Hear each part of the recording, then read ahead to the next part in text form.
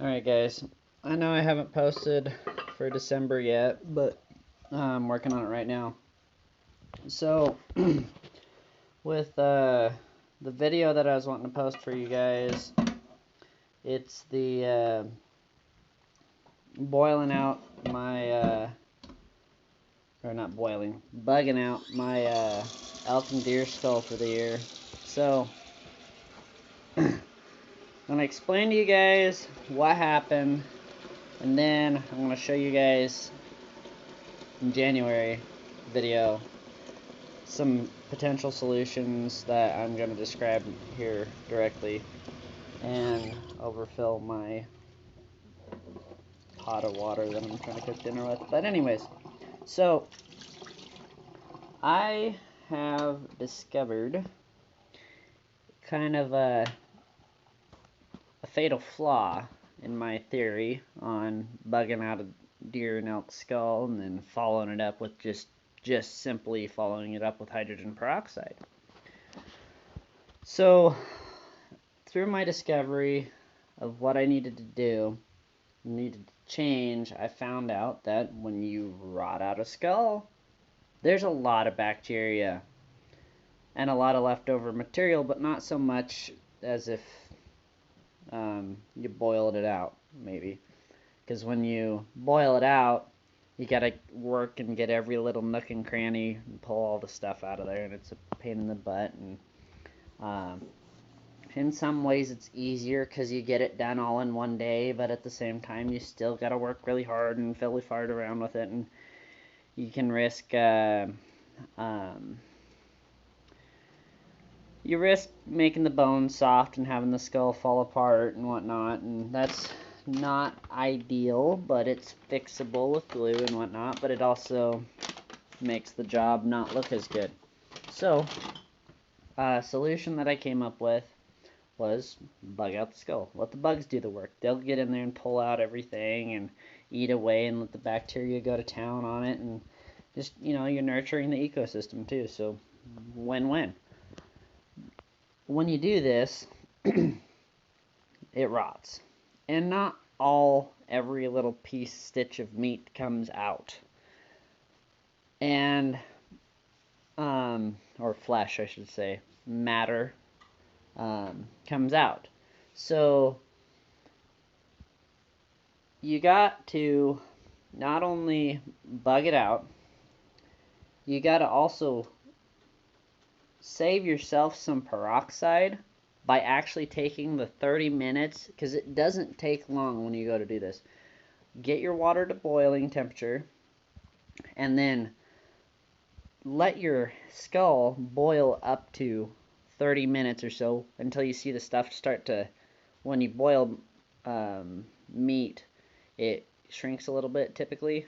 So you'll be able to see and have come loose all that tendons, meat, and all what's left over. And another thing that'll do is it'll flush any loose material, and it'll flush the bugs out for those poor little souls that are left in there when you get done boiling, or when you get done bugging it out. So that being said, it'll rinse it out essentially, where there's the minimal amount of stuff left inside the skull. So when you go to submerge it in peroxide, you end up with just bone, really, that you're working with, and just very minute traces of the soft tissues that were left over. And this allows you to get the most out of your peroxide instead of what I did, which I'll include in the video. Just dumping more than the allotted amount of peroxide that I had, dumping more than it could handle in there, because it was working like 10 times harder trying to clean the bacteria that was in there and bleach the skull, or whiten the skull. So I ended up with neutralized peroxide. I'm almost convinced that the peroxide was used up, neutralized within 48 hours, just to be on the safe side. I almost guarantee it was neutralized in 48 hours. I was really happy that it was bubbling like it was, but I believe that it was rendered almost completely non-functioning by 48 hours, just with the amount of bacteria that I can educatedly guess was in there. So my solution is let the bugs work, and then boil, and then peroxide. Now, something I want to express about deer antlers is the deer antlers typically sit really close to the base of the skull, whereas elk antlers, you can get them set at such an angle in the peroxide where the peroxide will go underneath the bases of the antlers and still get the top of the skull. That being said, I've been trying to come up with a way to prevent the peroxide from touching the bases of the deer antlers, so you don't end up with the rosettes at the bottom being white. So a process that I've came up with that I'm going to be testing, and I haven't done it yet, but I'm going to be testing it.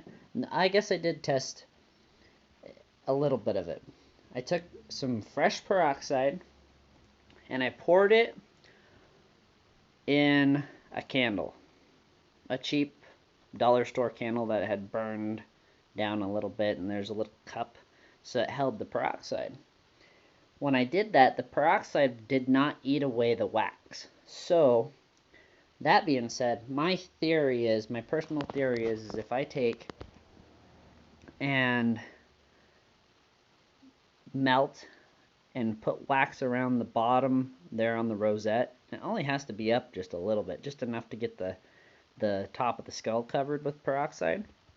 My theory is if I take and put the hot wax, so melt the wax and then drip it on there or paint it on there with a brush, whatever it takes, around the rosettes, all I have to do once the bone is to the amount of whiteness that I want, all I have to do is essentially pour either boiling water over it until the wax is gone, or take a little flame to it, just burn it off.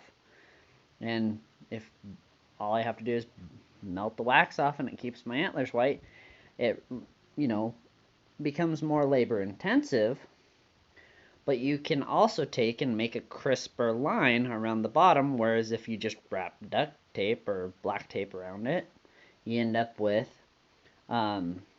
lines that vary, and if the hydrogen peroxide eats away the adhesive, and then all of a sudden, whoop, around it there's adhesive, or the hydrogen peroxide, you have a white spot on one antler and not on the other, or both, whatever happens. So I'm going to be testing it to see if it works. So this is taking a lot longer than I anticipated, and I'm sorry for that, guys, and I'm working diligently to get this information to you, so it's my trial and error, so you guys have an easier go at it, and just bear with me and enjoy the process as I am. And like always, I'll be looking forward to seeing you at my next backwoods at my next backwoods destination is where I'm going to be looking forward to seeing you guys. And always drop them when they're hot, and I'll be seeing you next time. Have a good night.